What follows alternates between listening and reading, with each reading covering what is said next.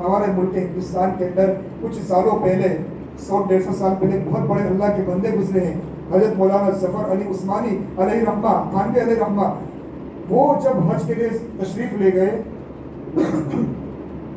تو حج کے اندر عام طور پر عرب کا جو موسم ہے بالکل گرم علاقہ ہے، تو حضرت وہاں پر جو ہے گرمی کی وجہ سے خربوزہ جو آتا ہے اس کی تاثیر ٹھنڈی ہوتی ہے، تو حضرت جو ہے وہاں پر خربوزہ کھاتے تھے، سکٹیٹی جسے ہم کہتے ہیں. تو حضرت وہاں پر خربوزہ کھاتے تھے اور اس کے چھلکے کے اندر کچھ گودا جو ہے باقی رہ جاتا ہے، تو حضرت جو ہے اس گودے کو ایک کونے میں ڈال دیا کرتے تھے. لیکن حضرت کچھ دن سے ایک بات نوٹ کر رہے تھے کہ اس گودے کو کوئی بچہ اٹھا کر لے جاتا ہے. تو حضرت نے کہا کہ مجھے اس بچے کو ملاقات کرنا ہے کہ کیا ماجرا ہے. تو حضرت نے معمول کے مطابق ان چھلکوں کو جب ایک کونے پر ڈالا تو ایک عربی بچہ آیا اور اس بچے نے اس چھلکے کو اٹھا کر کھانا شروع کر دیا.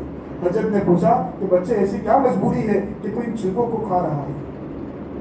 تو اس عربی بچے نے جواب دیا کہ حضرت میں غریب ہوں، یتیم ہوں، میرے والد صاحب کا سایہ سر سے اٹھ چکا ہے، میری والدہ ہے وہ لوگوں کے گھروں پر کپڑا برتن مانجتی ہے اور اسی سے میرے گھر کا گزارا ہوتا ہے، اتنی حیثیت نہیں ہے کہ میں دن میں جو ہے اپنی بھوک مٹا سکوں.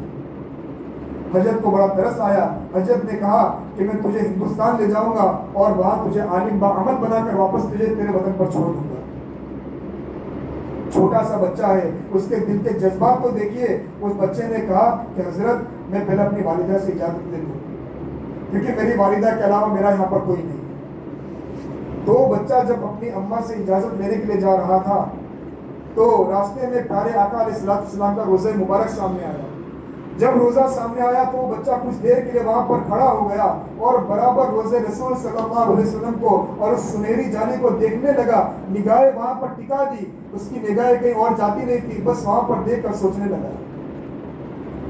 جب سوچ کر وہ اللہ والے کے پاس آیا تو اللہ والے نے پوچھا کہ بیٹا کیا رائے ہے تمہاری، کیا چلو گی ہندوستان؟ وہاں پر تمہارے کھانے پینے کا بھی انتظام کروں گا، اچھے سے اچھے کپڑے پہناؤں گا، اچھے سے اچھی ایجوکیشن تمہیں دوں گا.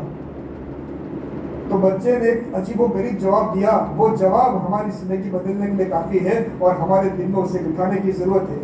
بچے نے کہا کہ حضرت میں آپ کے ساتھ ہندوستان تو جاؤں گا، لیکن کیا یہ شخصیت جو مدینہ منورہ کی سرزمین پر آرام فرما رہی ہے اور رسول اللہ صلی اللہ علیہ وسلم کی ذات کو بتا رہا تھا کہ کیا یہ شخصیت مجھے ہندوستان میں ملے گی؟